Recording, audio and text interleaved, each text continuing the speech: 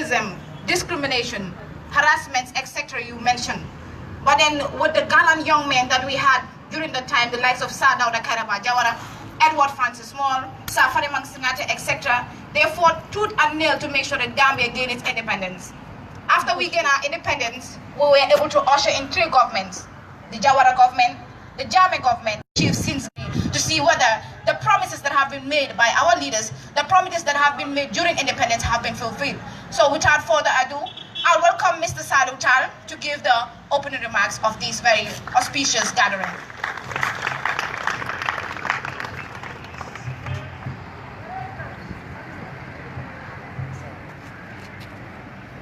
DJ, you can play music whilst you come. Can we please give Mr. Salou Tal a round of applause?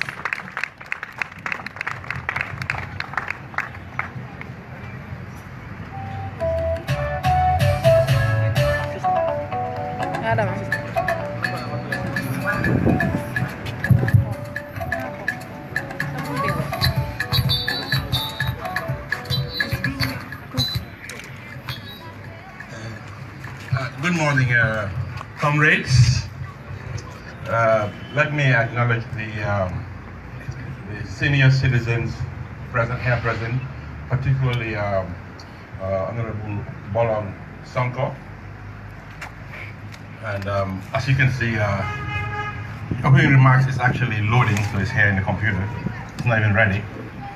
But I'll do my best to give the welcome and opening remarks. 54 years ago, our beloved country called the Gambia, the only country in the world that has the Gambia, the before it, became an independent country and ceased or stopped being a colony, meaning stopped being under the control of the British Empire.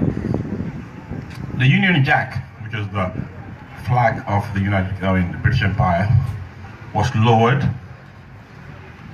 The Gambian flag, a Gambian flag, was hoisted. If you remember, before independence, we didn't have a flag because we weren't a country. So at independence, we had by a Gambian named Louis Tomasi, an accountant. What are the colors of the flag? What is the color of our flag? Can you tell me? Our flag, what's the color? Red, white, blue, white, green. Do you know what it means? Yeah. What does the river Gambia and the green? Agriculture and the forest. You guys are so brilliant. Clap for yourself. Yes. So we had our own flag. We also had our own national anthem. We stopped singing "God Save the Queen." Our fathers' generations were singing "God Save the Queen." From there, we transitioned to "For the Gambia," which was written by a British, but inspired by the song based on "For the Kaba," Dumbuya. And the words of this national anthem are very, very powerful. For the Gambia, our homeland, we strive and walk and pray. Gambia, being a small strip of land surrounded by Senegal, for many years, many scholars have doubted the viability of Gambia as a separate entity. In other words, there were doubts as to whether or not Gambia could exist as a country. In fact, the British thought that we will, if they leave, we will starve. They even talked about exchanging Gambia for another country. There were many issues discussed about Gambia by non-Gambians outside Gambia. At some point during our political history, we were given self-government to govern ourselves, but still subject to British oversight. In 1963, our political forefathers went to England, and they had the Marlborough talks, and in there they decided that they don't want self-government, they want independence.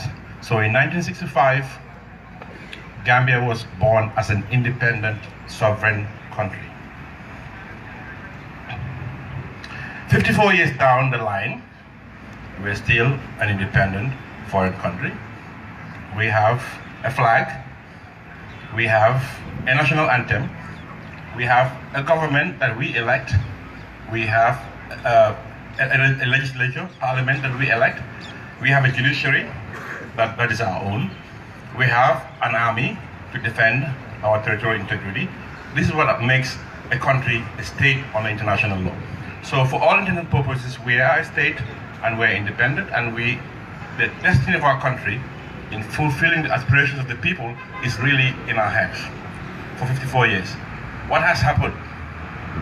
I will not preempt that answer, but the whole idea of this discussion is to examine the 3 historic episodes of our political and economic liberation.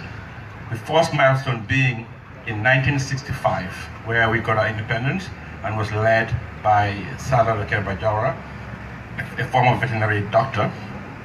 From 1965, we went all the way to 1994. A young captain came.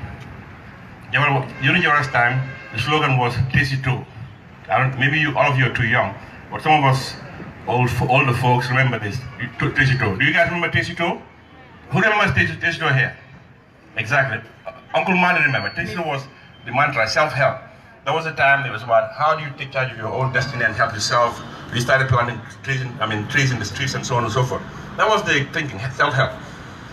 Then in 1994 July, a young captain known as Yaya Jammeh interrupted 29 years of democracy, peace, and stability, and told us that our previous government was corrupt, was not doing well, corrupt. They were really not delivering what Gambians deserved, particularly the poor Gambians. And he spoke about accountability, probity, and all those languages, and and then a lot of Gambians bought into it.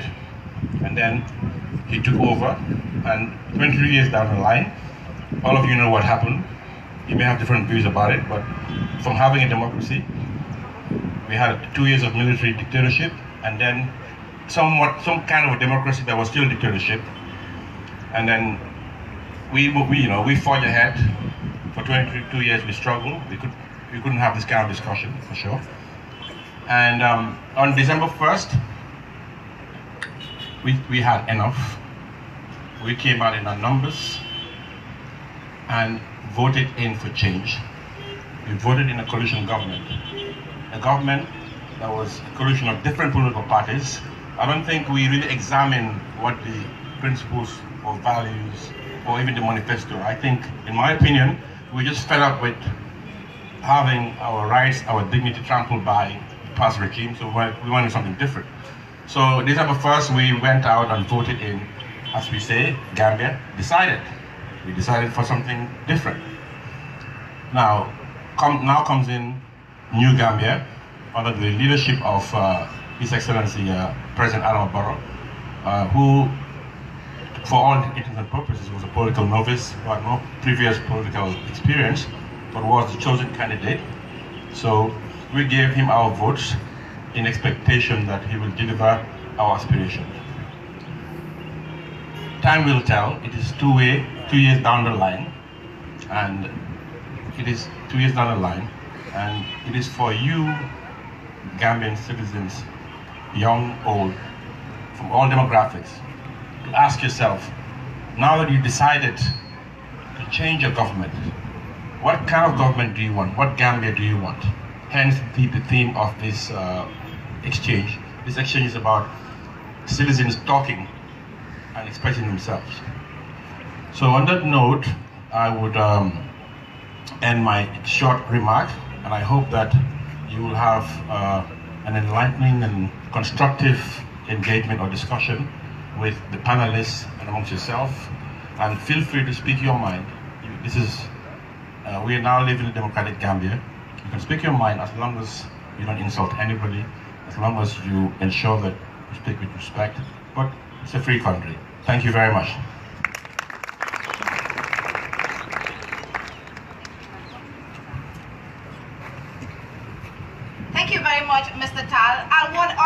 give him a round of applause again for this brilliant statement that he made mention of this game.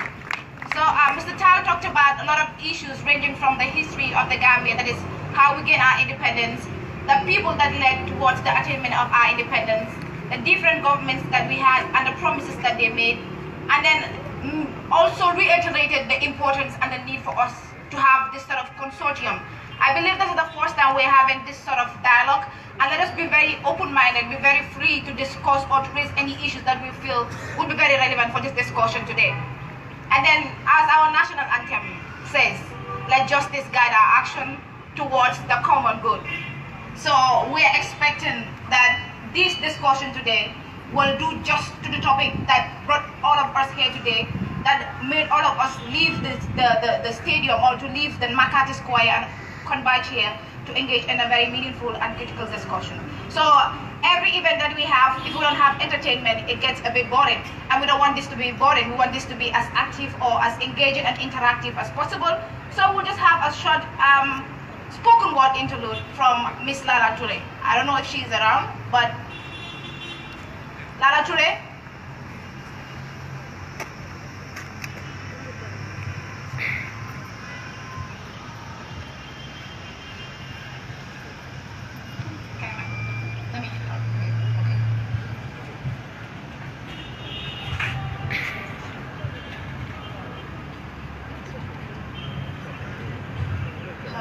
Good morning, everyone. I was expecting to come a little later than this, but then, yeah, forgive me if I miss my lines. You guys wouldn't know if I missed my lines, so it's all good. Excuse my nervousness, this happens all the time. But then, yeah, Uncle Salim Tao called me and he said they wanted something around independence and all that. And I think Gambia in that would do. And it goes. Do you mind holding?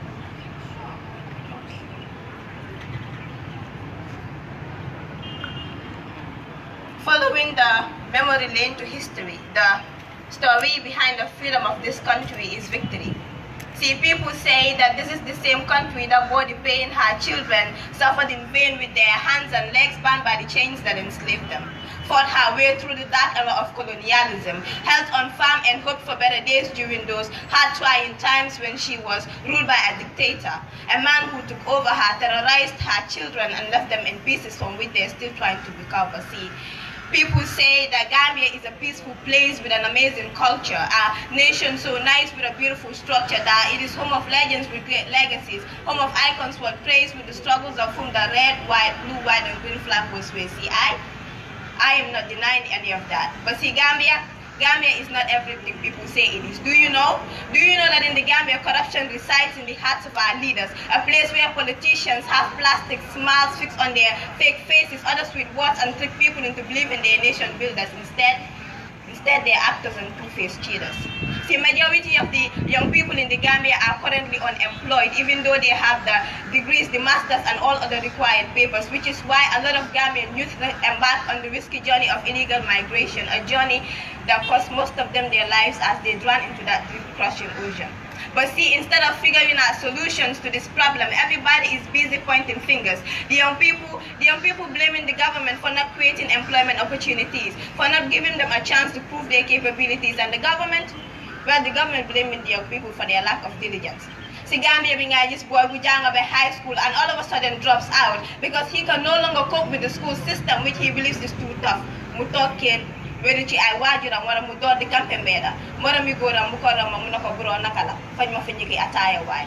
And when he's tired of this, he turns to the streets and earns himself a certificate in drug theft and drug abuse su paré nan deka bi neexut haris amut chono bi yaga na be legi jeexut man da gisatuma dara lu dul dem back way. Say, in this country everybody dreams to live in luxury, but instead we dwell in never ending poverty. Do you know why? See, I'll tell you why. It's because in the Gambia, people don't compete each other with new ideas or innovations. No, in this country, people fight each other with jujus and witchcraft. Connect the whole somewhere with bad intentions. So do not be surprised that there is still no development in our nation. See, we are blessed with beautiful black skins, but we have hatred and jealousy in the blood flowing through our thickest veins just for power. People in this country commit the darkest sins. Si Gambia bi nga gis ku dul añ su reeree wala du ndeewoo su añee, even though more than half of our Gambian population practices agriculture. In this country, a man can rape an innocent girl, take away her pride in the silence of the night and get away with it because we are so blinded by our culture. Lumagana na hari si Gambia bimoy, we do not even support our own. Thing I just a promoter who is willing to pay hundreds of thousands of dollars to a foreign artist, but is never willing to do the same for his own. To be Gambian artist, we ought to show. The number of people you find them you can count and know. Why changes if foreign artists we knew it. Kuneka diligently hardest clothes and tickets, all of that just for show. I mean, no, I know the Gambian music industry has some whack artists who only release crap songs. Some who are too busy hating and beefing on each other, which is totally all wrong. But there are a few good ones who are hardworking and have proven to be strong. So why can't we appreciate and support our own? Legi funit duga si deka bidega New Gambia. Well, I'll tell you something. There is no new Gambia. There is just a new government ruling over the old kind of system, a system under which we are all victims. In this so-called new Gambia, everybody writes and says what they want and calls it democracy. Well, I don't know if it's just me or if everybody else is actually turning democracy. To the new government, we know y'all want to make our nation rise, turn it to a country that will take all by surprise, but see, even development comes with a price. We voted for change once. Who says we can twice? Thank you.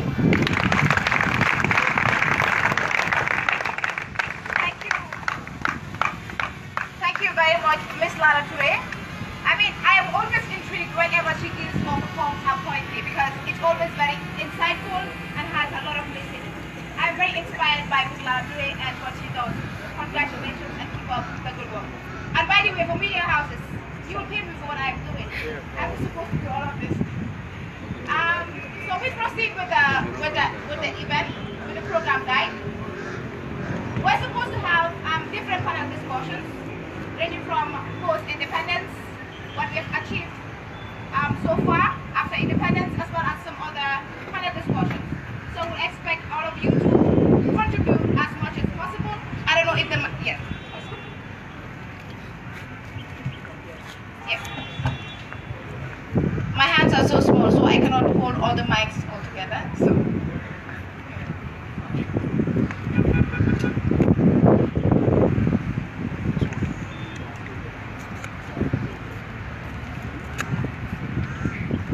Thank you very much, Mr. Kebe. So we proceed to the first panel discussion of the day. So for this discussion, which will be a 1 hour panel long activity, it's going to be on the experiences, insights, and challenges of the First Republic, that is the post-independence, to the July 22nd takeover. So this panel discussion is going to be moderated by one of our favorite lecturers in the University of the Gambia, Mr. Said Matijo, who is a political scientist or analyst.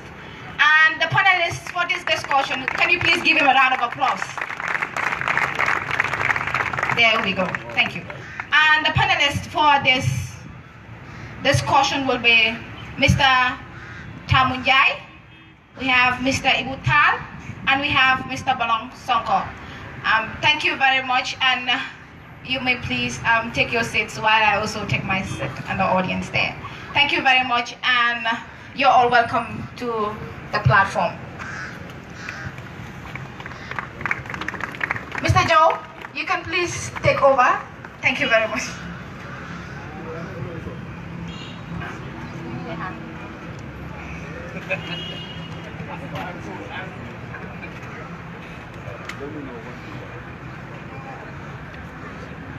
Good morning. Happy Gambia Day or Happy Independence Day to all of you. Yes. So I'll just allow my panelists to come forward and then we'll start the discussion.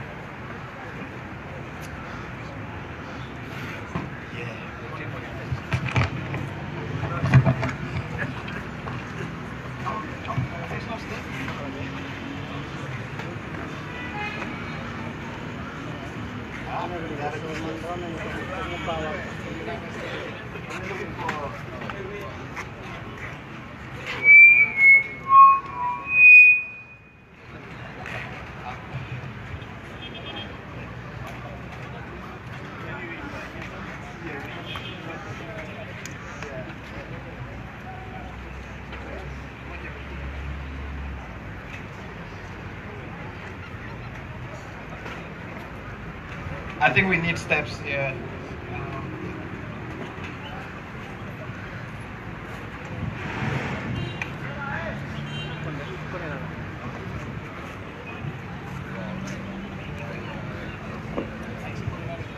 Yeah, water. There are a lot of mics here, so.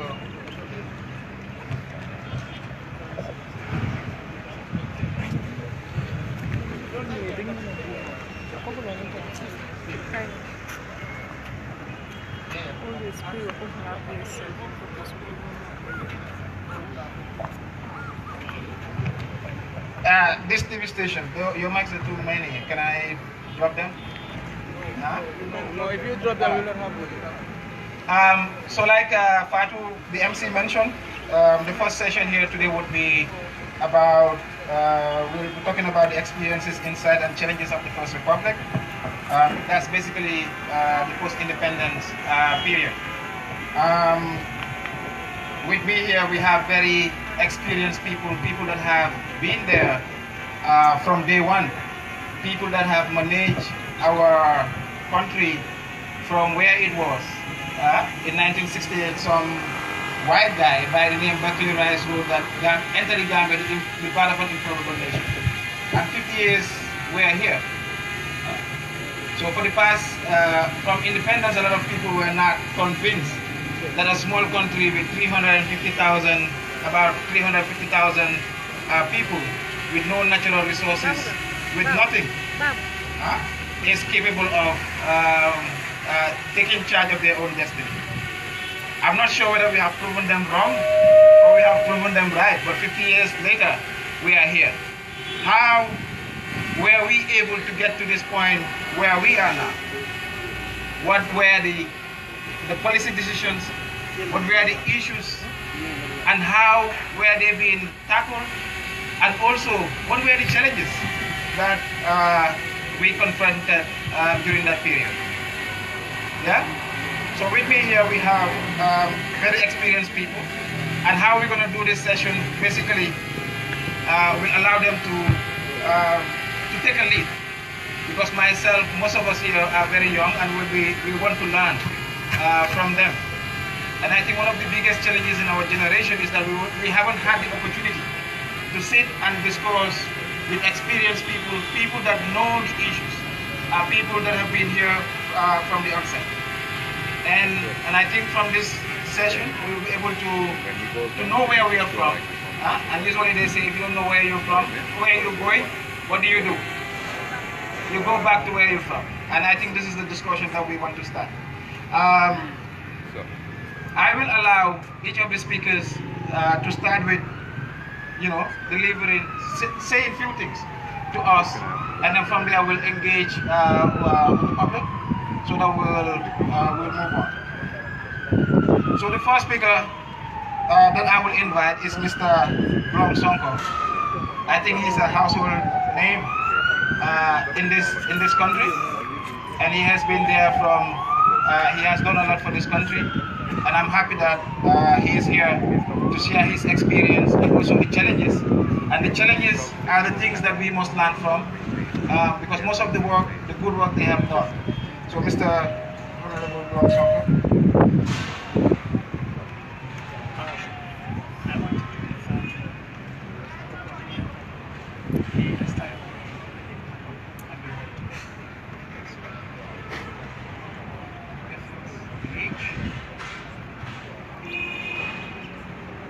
Yes.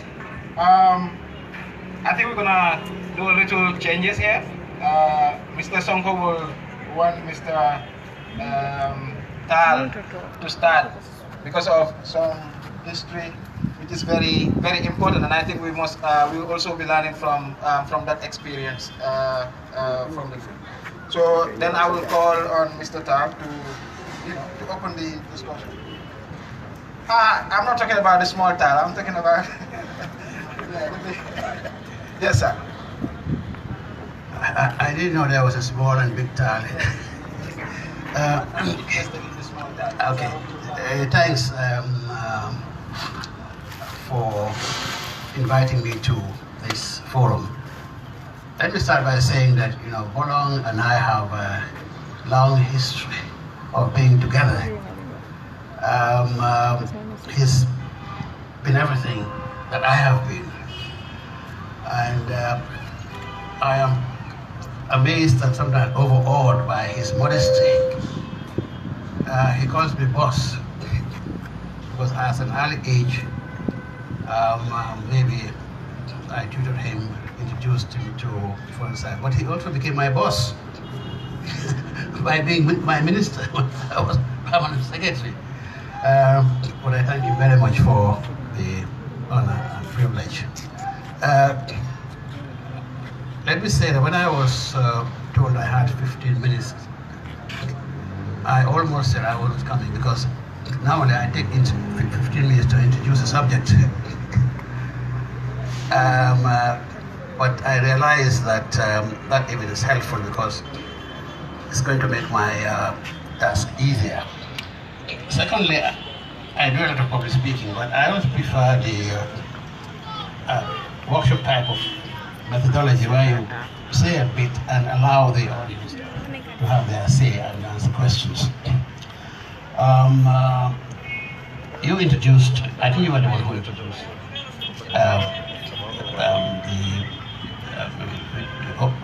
the opening. Whenever I hear people refer to battery rice, I realize that there is something missing, because battery rice is not something I quote ever. I don't quote battery rice. I can quote Florence Mahoney. I can quote Jagan Senghor, etc. But battery rice was just someone who, to me, he was just better than some ignorant people. And he decided he had his own agenda and talked to people who did not know what he was saying. And he was proved wrong, because we were never an improbable state. Now, there's something so vast that I will just touch on a few issues: the public sector, the civil service, politics, and economics, very briefly. Now, I happen to have come back from my university studies the year Gambia was independent, that was 1965. And the colonial administration was still there. The heads of ministries and departments were British expatriates.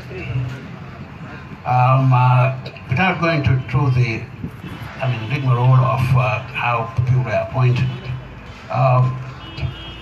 when we came back, and to start with, there were scholarships and so on, and then there were also a committee of wise men, usually headed by somebody like A.J. Senghor, that's Maurice Senghor's father, or Rollins.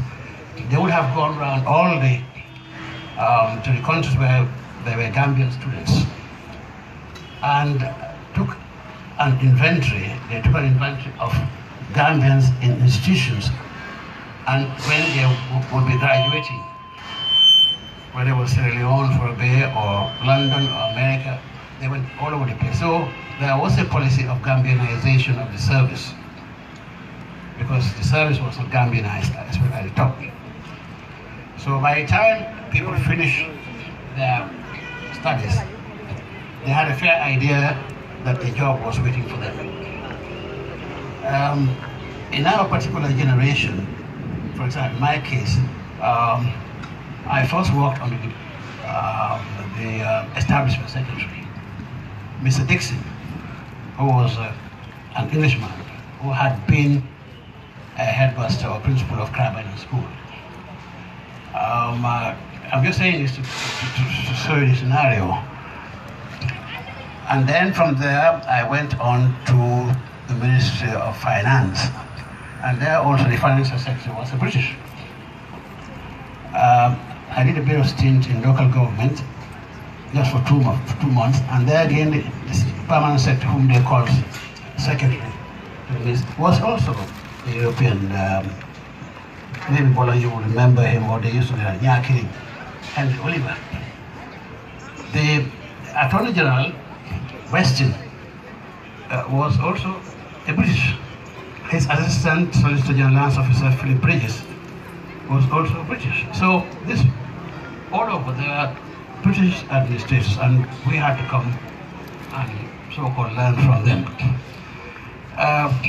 So after independence, of course, I mean, people started graduating into positions like that. Most of us were people who were born around the war years, around 39, 45. So you can understand the mentality of the time. But let me say that for the civil service, it was very competitive. It was based on interviews and checking people's credentials. That I remember in a way only 2 of us were appointed out of a crowd of maybe 10. Now let me skip and go straight to public service. The one thing about the public service is that I'm saying this because it is relevant in our present and past context. The public officer, whether he was a civil servant or in the armed forces, was supposed not to show his political leanings. You were not supposed to identify with a party. You could join a party, but you were not allowed to attend public meetings. You were not allowed to make public statements. I remember we had one of the greatest Secretary General this country ever had, late Eric Christensen, who took over from an Englishman. In those days, in Banjul, you used to have political rallies around Albion Place, Grand Street, Fitzgerald Street. Now, as a civil servant, you were even afraid to stand behind and listen to political campaigns, because you would say, tomorrow somebody is going to report me to Eric, and you'll be carpeted for just attending something like this. You were supposed to be neutral. You were supposed to be independent. You could not show your colors in terms of politics. So that was one reason why the civil service was very intact.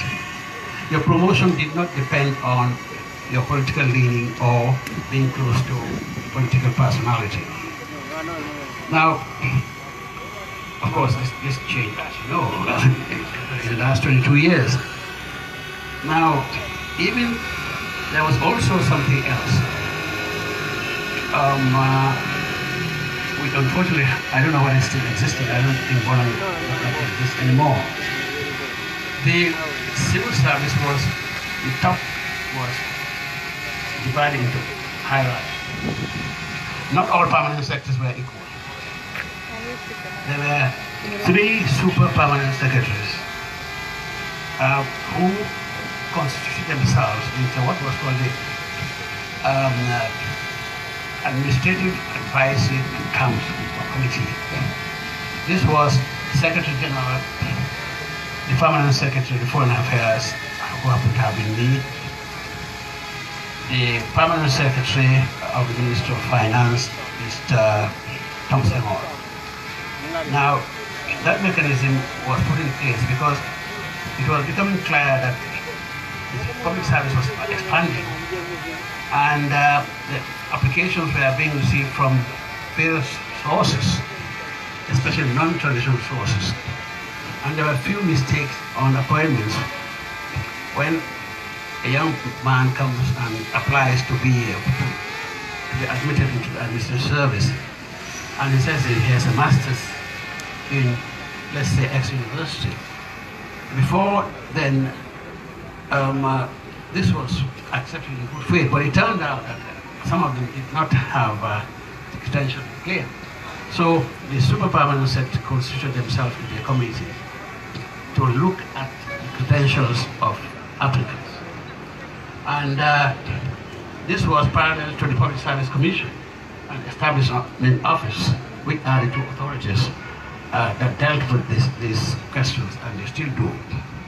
And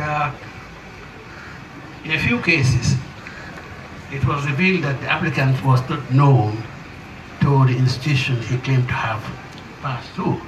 And that helped a lot in weeding out undesirables. So that was one step. Secondly, having been appointed into the administrative service, promotion was not automatic. Just as in school, promotion wasn't automatic. If you failed, you stay. If you did well, you could even jump 2 classes.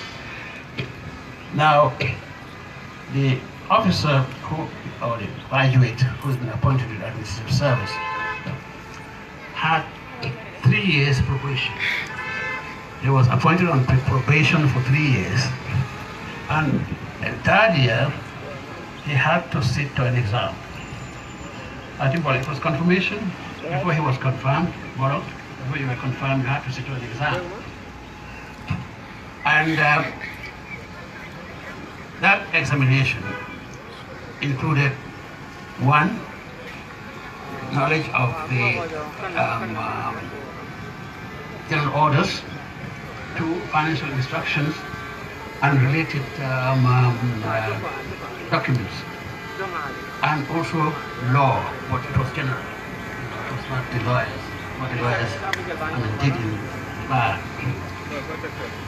And that also set the standard.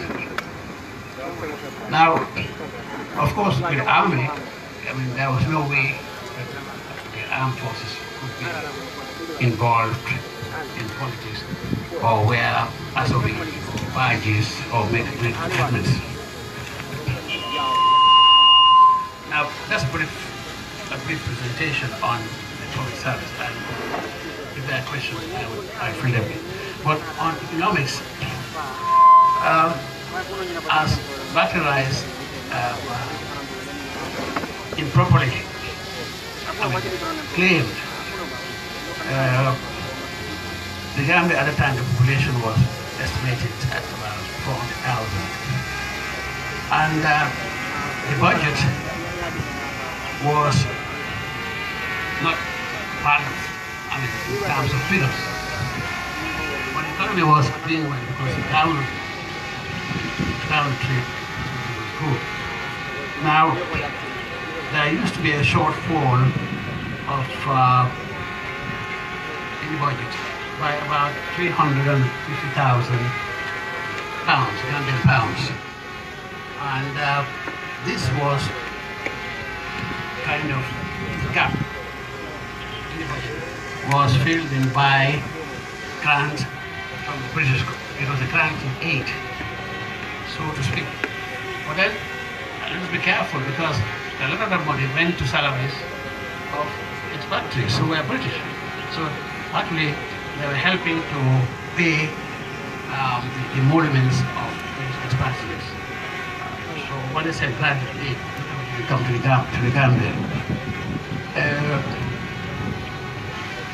Let me say that at independence, 1965, up to a long time, the Gambia had a strong currency, strong money. It was the Gambian pound. Now, the colonialists were much smarter than we are because we had one currency for the whole of West Africa, the West African pound. And I remember as a student, I had my pounds from Gabon. I could use it in Sierra Leone. I could use it in Nigeria and Ghana. You didn't have to change to CDs, and that one currency. Also, the Gambian parity between the Gambian pound or the West African pound, and even when we had our own pound, was quite good. Because you would not imagine that in 65, in fact I'm encroaching into Tamus area, you needed only between $4 and $6 to have £1. This was the exchange rate.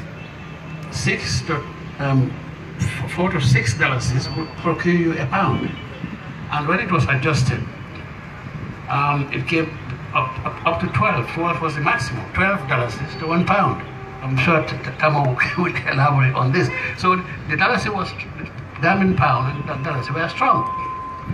And more than that, you could find yourself in London, and I have had this experience, and you go to Marble Arch, and you change your dollars into pounds, into any exchange bureau. I'm saying this because it's always a tendency to believe that we've done better. Everything was wrong, and but Gambia was very stable politically and in terms of the civil service and money and trade. We had a balance of trade which was always in surplus. When I see published in papers about groundnut trade, and some years ago I read that we have a record harvest of 48,000 tons. I just laugh because Gambia was exporting on the average up to in the First Republic around 150,000 tons a year. This was the average export of groundnuts from this country. I mean, not 20,000 or 40,000, but that's apart from the production. I'm talking about export only. So the production was almost 300,000. And as I'm talking about groundnuts, groundnut oil, we were self-sufficient in groundnut oil. The GPMB was 5 minutes, okay. GPMB was producing groundnut oil. We never bought this oil from elsewhere. 5 minutes, I'll take 10.